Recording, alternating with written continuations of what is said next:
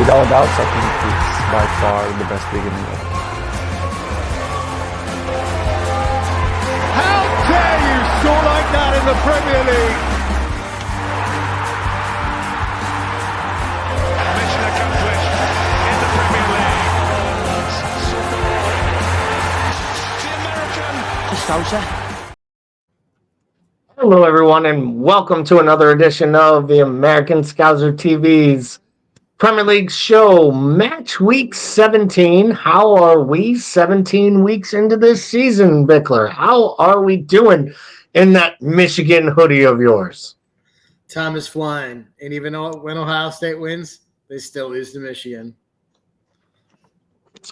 I will tell you, after I watched that Ohio State game the other night, I thought to myself, man, I hope they don't play like that the rest of this playoffs, because if they do, there's a chance that coach might be back to lose a fifth time to Michigan next year. So maybe that's actually a benefit for all of you Michigan supporters and alum. But, we'll get off the college football because, well, there's enough issues in college football to talk. But we'll start like we do each week. Let's get right into it because I feel like there weren't a ton of topics this weekend to touch on. We always start this show, anyone who knows. Oftentimes we will talk about the VAR, kind of the weekend review. We look at some of the controversial calls, give our opinions, maybe what we like about them, what we don't. This was an interesting, match week, so to say, in my opinion, because I don't feel like they were that far off. I think there are a couple conversations for us, but there have been times where like this segment could literally be an hour to 2 hour podcast where we could really get into. And I feel like this week in all 10 matches, there were probably only 3 to 4 VAR decisions that jumped out at me. The one I want to start with is the one I think is the most egregious and the biggest mistake of them all, which is probably the Estupian red card for Brighton against Kilman for Wolves. Kilman for West Ham. Wolves supporters would understand why I would be confused why a bad VAR decision going against them might be something a podcast host would screw up. And Kilman did play for them last year. So I guess, Paul, I'll start with you. Before we even get into the maturations of how it's not a red card, why it is a yellow. Did you see this? Were you watching the West Ham-Brighton match? Did you see this live? And immediately upon seeing it, what were your thoughts? Yeah, so I think the only people still alive and kicking on the Discord channel at the time were me and Tamishan. And when it happened in live and in real time, I immediately, in the chat was like, that has to be a red.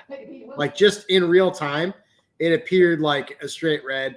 He very clearly left both feet at the same time with studs exposed. And so, I just don't – to me, it wasn't even really close. And the only thing that I can think, because it seems to be a pattern of referees missing calls for reds that have to do with violent conduct. And the only thing that I can think is they're afraid to make a call on it, thinking that VAR is going to back them up and call them over if needed. And I think, VAR is doing the thing where we're only calling people over unless it's blatantly obvious or not at all, even if it is. And so, I think that sort of safety net that's supposed to be VAR there, it's not being reffed correctly, and it's the VAR is not stepping in the way it needs to step in there. Because for me, that's a straight red all day. And I don't even think it's that much of a discussion, really. Yeah, I mean, the combination, right? One, he goes in on a full-out slide, which if you do, you have to get the ball and you have to make sure you don't really catch the player. He does it in a lunge. He does it with one foot clearly off the floor, the other foot coming at the player.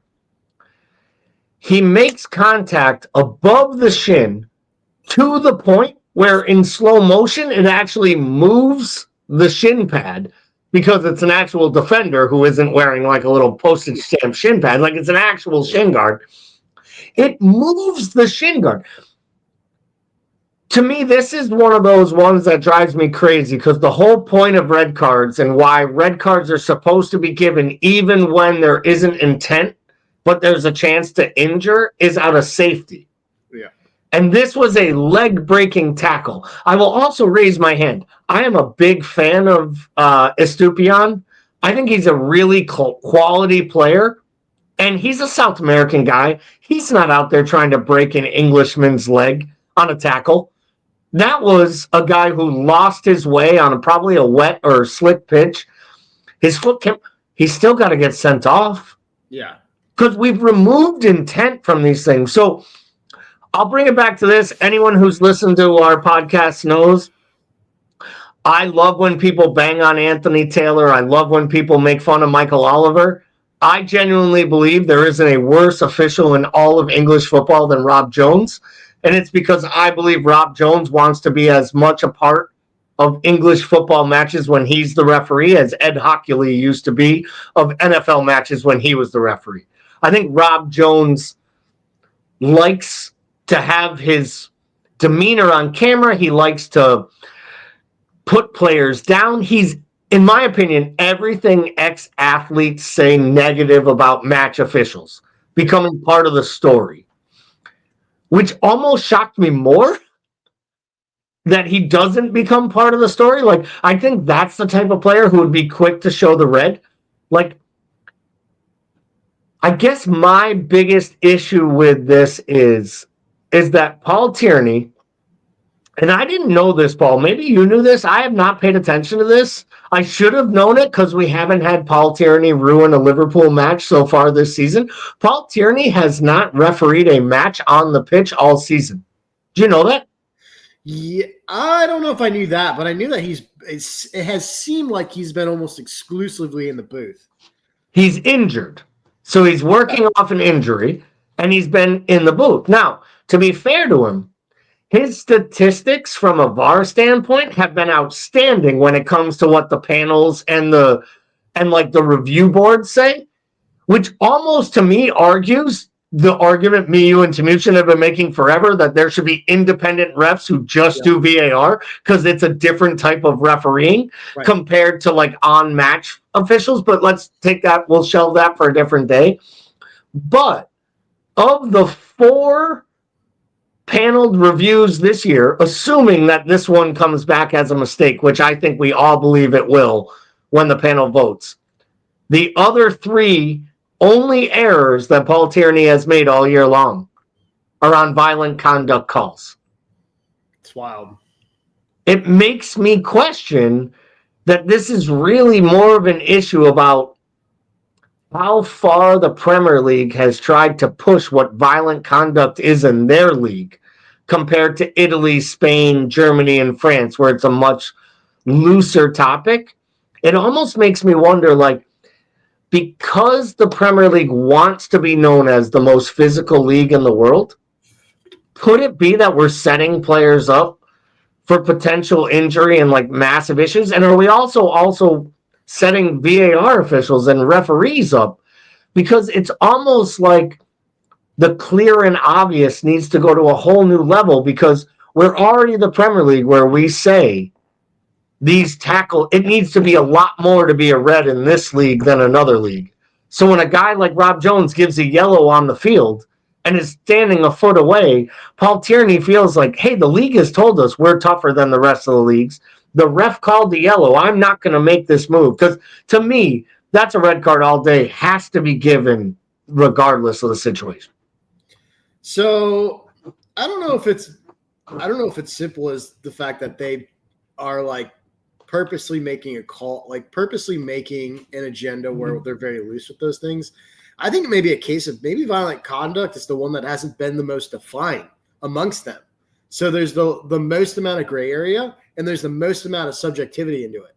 And so when you have a ref that doesn't pull a straight red in that situation versus denial of a goal scoring opportunity, and they think, well, I'm not 100% sure, I'm not going to give a red here, and then I'll let VAR pull me over if it is.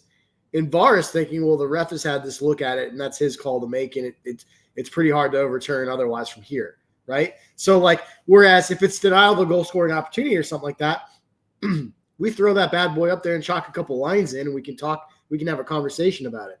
I think it may just be the fact that we haven't, as a league, defined that well enough, and it may be the one that's the most subjective of all of them.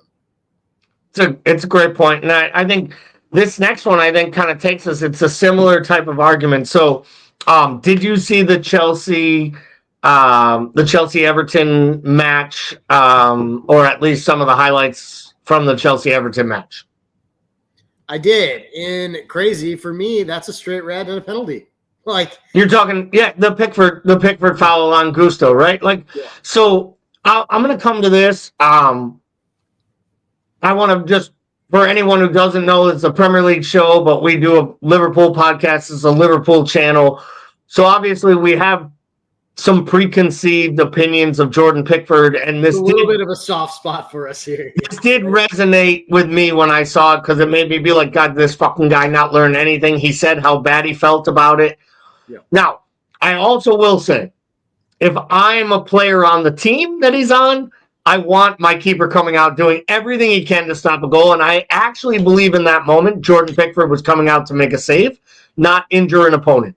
I don't even think he was trying to injure Virgil van Dijk. I genuinely think he is as much a hothead as he is. I don't think he takes into account other players' safety, which is part of your job when you are allowed that much more leeway than everyone else on the pitch. And for that, in my opinion,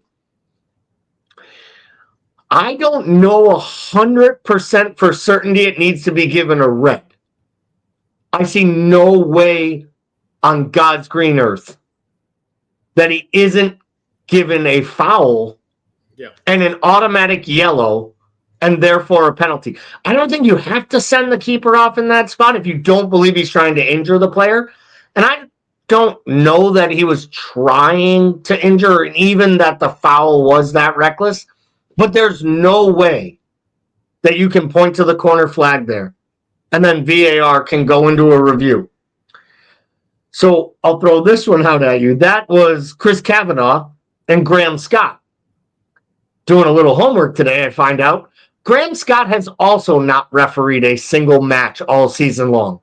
Has only been on VAR duty. No injury required in this one. Just assigned to VAR. So I guess my question is this. If you are not seen fit to be a match official, to referee matches, and we have to see some of these inept fools come up from the championship, why is someone given the keys to the virtual assistant referee's job in this league? Like, what is Howard Webb trying to do other than get himself fired, Paul? I have no idea. And the only thing I can think is that he's pulling up the talent that he thinks deserve to be pulled up, and that he's trying to start. I mean, I see this with my job where we basically, you take a team, you blow it up, and you start to sort of compartmentalize them into areas where they can sort of grow and develop, like specifically in a certain area. And that's what it feels like. I don't know if that's the case. That's what it feels like. And maybe that's the answer to, like, maybe that's as close as we get, right? Like, we don't get third-party officials in here, but we get people that end up being specialists. So I don't know if that's the goal there or not. I think it's one of those things where, like, as long as we're talking about the controversy, we're always going to have a problem with the system, right? Unless I think we get a true neutral third party in here, we're always going to wonder, should it be people that are regularly on the pitch? Should it be people that specialize? And that's its own sort of like sidebar debate that I think that will probably continue to happen. So the only other one I wanted to ask you about is a really quick one. We don't have to go long into this because I think we're going to probably agree on the opinion of this one. But there was a lot of talk that some folks felt that the third goal that Bournemouth scores against Man United should be chalked off for a handball in the build-up based on Semenyo. The ball clearly comes off of Kobe Mainu, comes up, plays Semenyo off the hand. It's in a natural position. He knocks the ball down. He makes a pass. It's 2-3 more passes later. He puts the ball in the back of the net. I guess my question, it isn't even about that call, because I don't even think that's a question of whether that should be a goal that's chalked off for a handball, because the rule actually states it has to be a direct action leading to a goal. So either the ball goes off the hand or the ball is knocked down by the hand and the guy kicks it into the net. The fact that it was in the buildup and was in a natural position and would not be deemed as handball in the moment, I guess my question to you is this, Paul. Why is it that a random handball 30 seconds ago should take a goal away, But if that same ball popped off the defender's foot and hit Semenyo in the arm right next to his body in the box and it drops down to his foot and he slots it into the back of the net, like, isn't there as much of an issue with the fact that the actual law states you should adjudicate it differently, whether it was 3 passes ago or right before the ball goes in the net? Yeah, I don't love that, right? I mean, and I think this is the issue, right? The more that we try to legislate this stuff into existence and just sort of break these down and get more finite by the details, I think the more we run into sort of these clauses that have vagueness or loose interpretations that allow for inconsistency. And it's like, I don't know how far we continue to go with this. Do we continue to make these rules? Do we basically CSI every single rule to death and like redefine all these terms? I don't know what the answer is. Sometimes I think we're over legislating to the point where we're not allowing common sense to just make an appearance. That's what it felt like to me, because it felt like the argument was that, well, that's a handball in the buildup. It needs to be chalked off. And I'm thinking to myself, but it was everything that is not a handball, because it's the arm in a natural spot and close proximity of the play. It just felt to me. But then when the VAR people come back and say, but if this happened in the box and the ball fell to his foot and he slotted it home, we chalked that goal off. It makes me say to myself, like, this is my whole argument. And I come back to, like, Timuchin's point. A foul in the box is a penalty. A foul at the center of the pitch that gets called should be called if it's in the box. And I understand not enough for a penalty is a really annoying thing to say. But if you just, make refereeing a positive environment at all times, like if you normalize proper officiating as proper officiating, you don't have to justify whether it's in the box or at the center pitch. Am I crazy? I think most supporters don't want to see a game called differently inside the boxes, right? Like, we want the game officiated the same, regardless of the area of the pitch. And God knows we have enough time figuring out one set of rules, let alone, like, it being officiated to both areas depending on where you're at the pitch. So in a lot of ways, I feel like this committee just can't get out of its own way, right? Like, I mean, the inability to simplify this thing down and make it easier. And this entire thing started with A, getting the game right, and B, taking the pressure off these referees. And all it's done is sort of tighten down the screws on everything. It was just about getting calls right, just enough for us to have a segment every week to talk about all the calls they get wrong. Right. Let's talk about how some of those matches went this weekend. It was a crazy weekend in the Premier League overall. Let's start quickly, Paul. We don't have much time. We're going to pick a few of these matches out here and chat about them. But Aston Villa 2, Man City 1. Obviously, game feels closer than it was. Villa basically dominated, in my opinion, from start to finish. They won the match 2-0. Just another beautiful goal scored by Jaron Duran. Someone in Chicago will realize that they did not get enough money for that MLS player that left for England, because he is on his way out of Villa, and I do believe he will end up at bigger clubs. Because when you can score that many goals as many ways as he can, you are going to get bigger jobs, even if you are an absolute dink. More about Aston Villa getting it right, more about Pep Guardiola and City not being able to figure out what is wrong. Well, City losing is always going to be about City until we have until we have consecutive years of seeing City like this, right? So the story is always going to be about City. Like it because it's been 10 matches, to be fair. Right. Yeah. It is absolutely wild what's going on with that side. Absolutely crazy. You're talking about a team that, I don't think they lost 10 games over a 3-year span, like when they were after title. So it is definitely more about City and how lost they are right now. I am enjoying every fucking moment of it. Listening to Pep talk about how, like, when he gets his players back, everybody's going to see, like, this is the first time he's ever had to deal with a squad where, like, injury depth became an issue. It's been glorious. And I can't just straight for the holidays, inject it into my veins, please. So obviously Arsenal wins big, 5-1 over Crystal Palace, but they do lose Bukayo Saka. Looks like it's a hamstring injury, could be out 4 to 6 weeks. There's no definitive timetable yet, but it sounds like it'll be at least 4 weeks, which will take them into mid-January. At least one of the 2 legs against Newcastle. We all know how important he is, but to be fair to them, he went out of the match and they scored 4 more goals. So they still showed that they're going forward. And in some ways, Odegaard started to get on the ball more, was doing more. Is there any world where this might actually be a benefit to Arsenal for the pure fact that maybe they've become a little too self-resilient and reliant on their star boy? And maybe this allows them to move Martinelli out on the right, maybe even play Jesus on the left and Havertz through the middle, like play more of their players and actually recognize if maybe it's more important to build around a squad instead of a star player? I don't think so, Gally, and I don't think it's because Arsenal aren't capable of it or that wouldn't happen for them, but I think it's because Saka's that good. Which I do agree with. You know that. I'm not a hater like most of the people we hang out with. Like, could it help them become more balanced? Sure.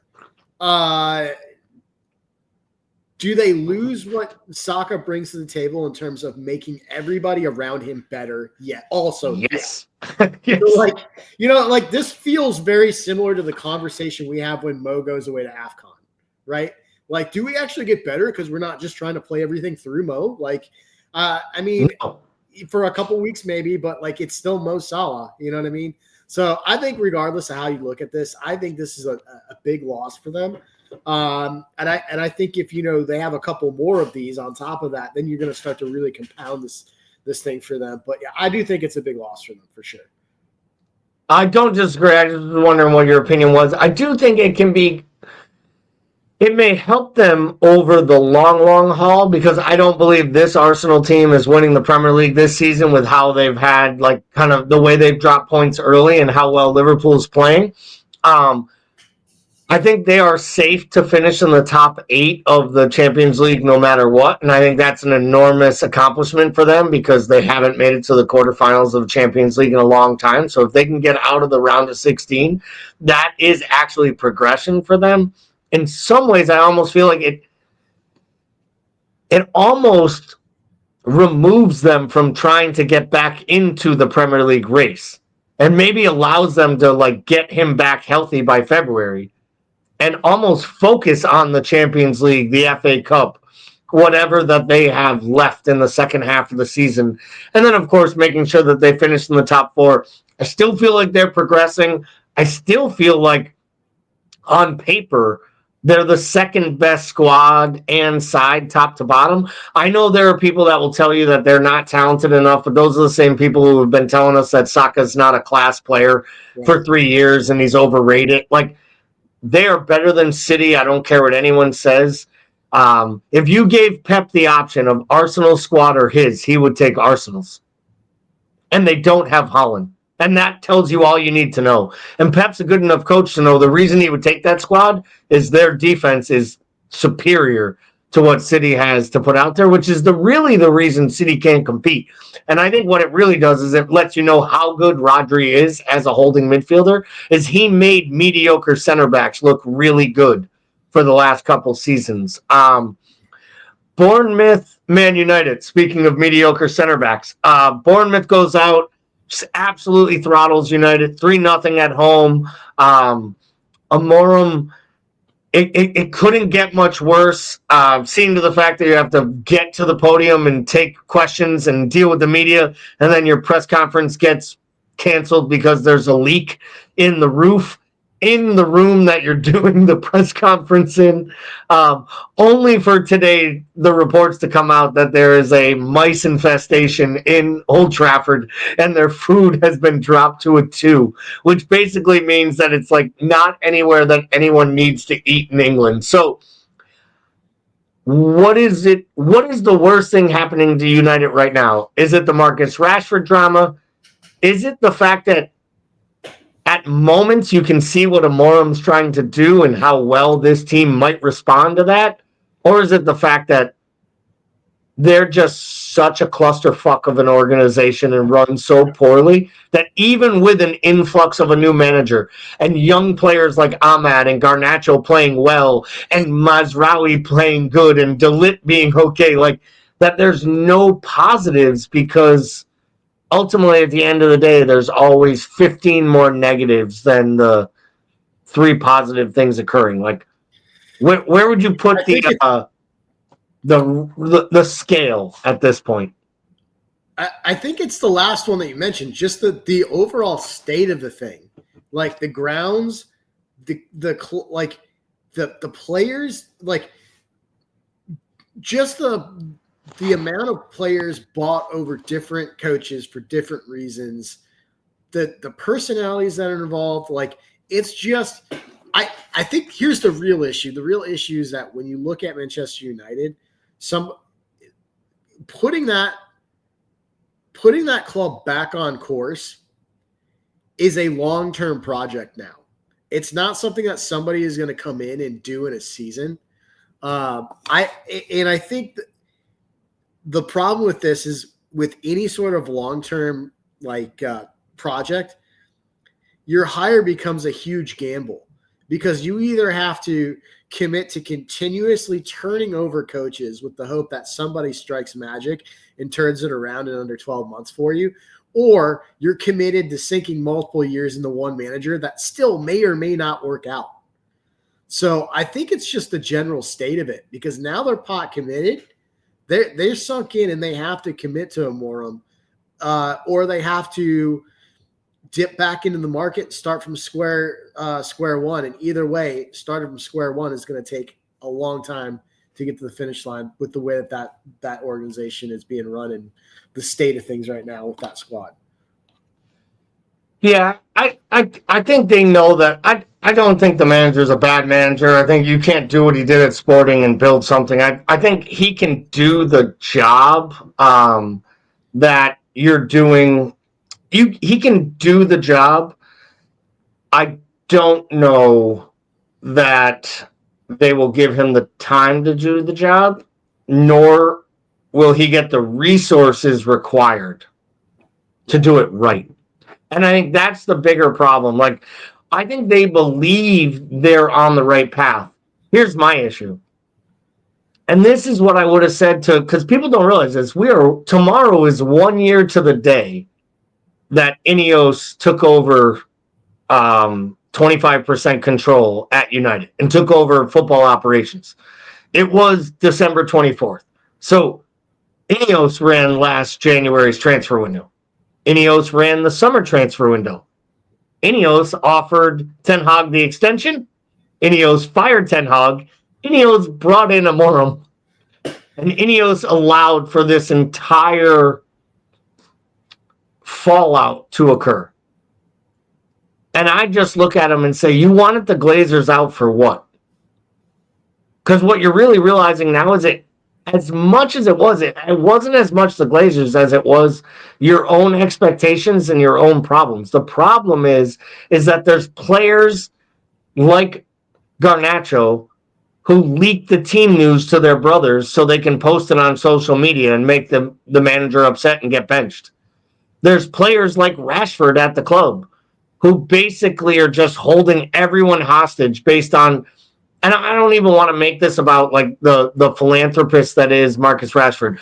No one has ever complained about Marcus Rashford's moral compass. I don't honestly believe that.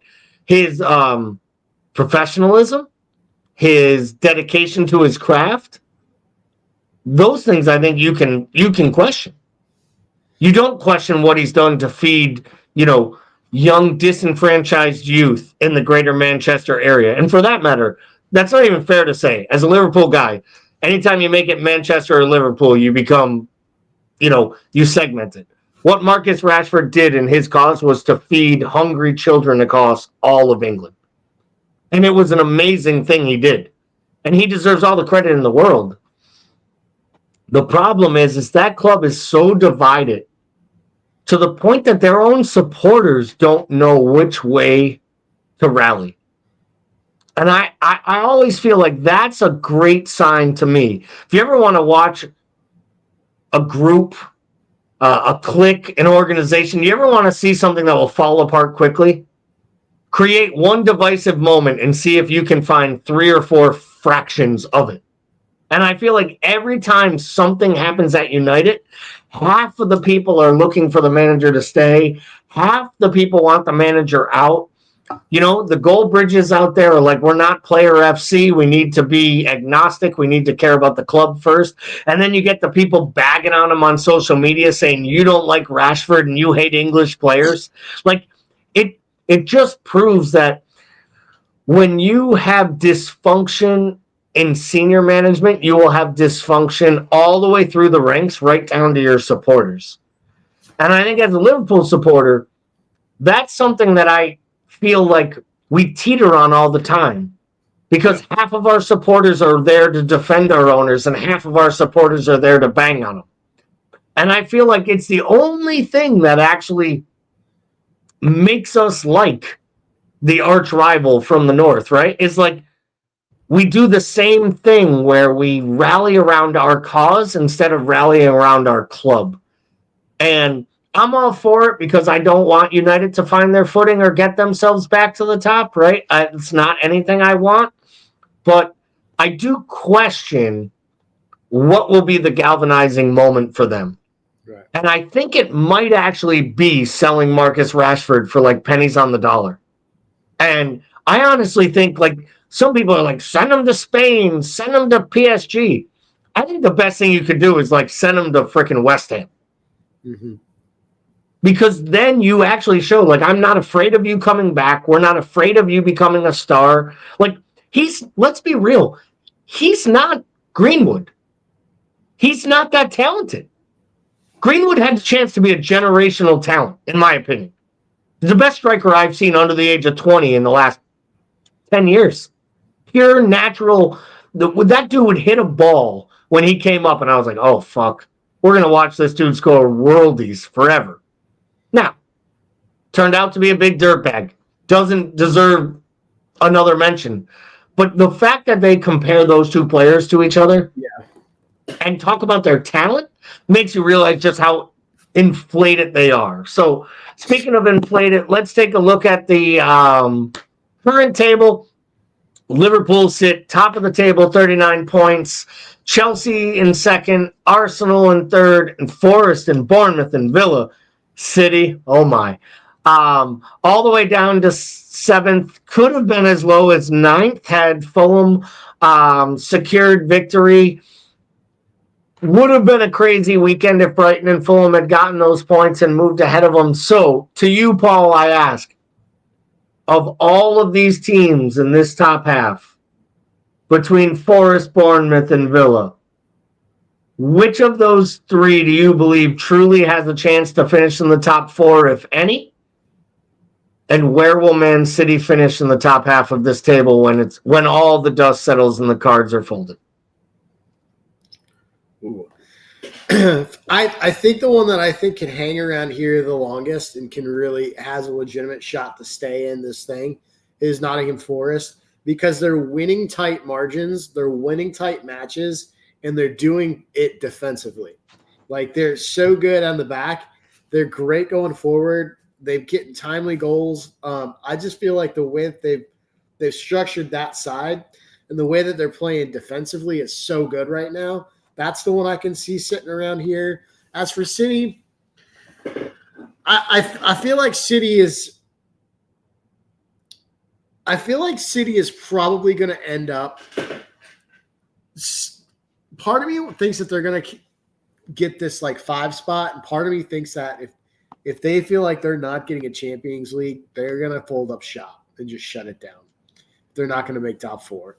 So I feel like there's an outside shot they hit maybe 5th, but like I could also see them just folding this thing up and settling and dropping down, somewhere in 7, 8 even, if they just kind of start playing kids and stuff. Yeah, I really think there's a shot that, the Premier League, I think there's a good chance the Premier League gets the 5 teams this year into the Champions League. They win the coefficient.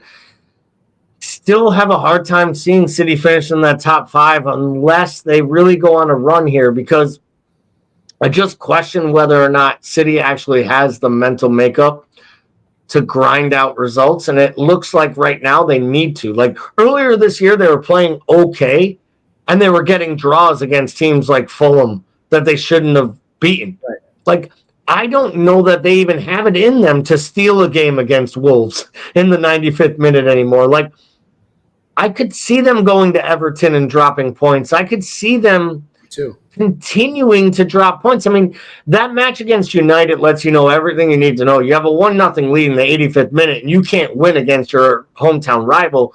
They can't score. Holland is a shell of himself. I really think that maybe makes it a little bit more difficult. If we look here, Paul, at the bottom of the table, obviously, it starts with Tottenham. Disappointing result, obviously, against Liverpool. Down to Southampton. Wolves with a big win under their new manager against Leicester City. 3-0 on the road. Do you feel like Wolves... We've talked about this before where we both feel like Wolves have enough talent to stay up.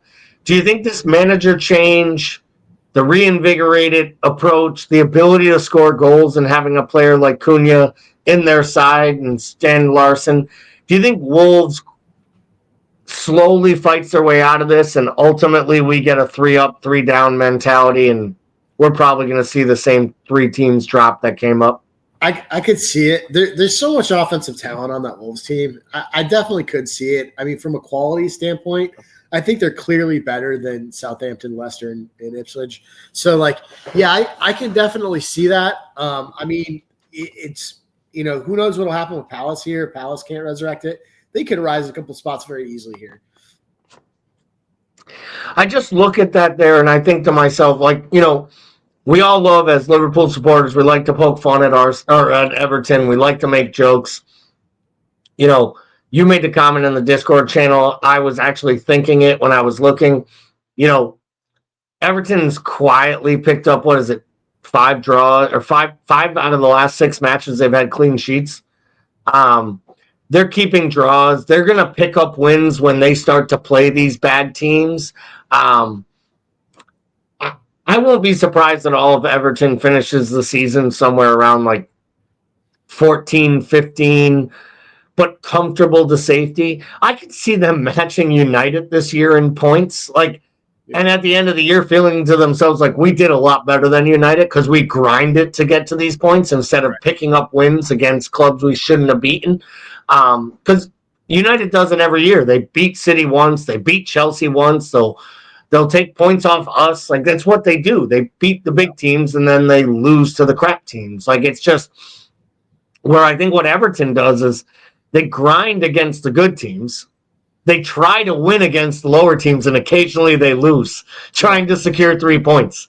But it pains me to do it because I know it would only make Timuchin angry. But I don't think you could argue right now that Everton has the right manager in place for the squad they have, for the job they have in front of them. Now, if they were smart, they'd get to the end of the season. They'd buy 3 good players. And they'd try to get the Bournemouth manager to become their manager in their brand new stadium and actually play some expansive football. But they've done that twice already, and they brought in, I can't think of his name right now, but the guy from Fulham that has been an outstanding manager, the guy from Hull that was a failure there. And, of course, they had Carlo Ancelotti that they kept for 1 year just to play poorly enough for him to get the Real Madrid job, which is always a favorite thing for me. It's who was that ex-Everton manager who went to manage Real Madrid? And you're like, Carlo Ancelotti.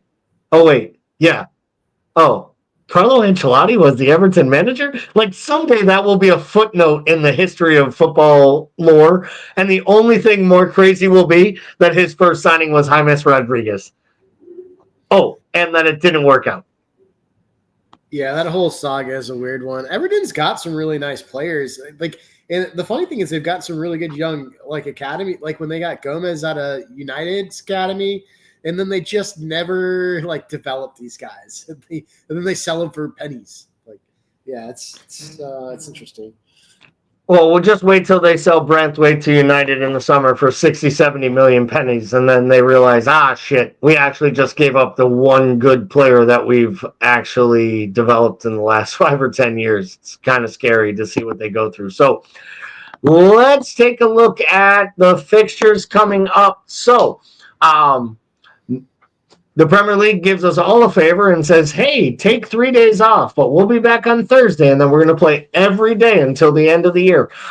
So come Thursday, we have a full slate of action, kicking off with Manchester City at Everton. I have to ask you, Paul, is this the week that City drops 5 on someone, or is this another masterclass from Dyche? The run of form by both sides would indicate that this is going to be a 0-0 draw. I would agree with that, but I do feel like this is one where maybe Haaland gets one early.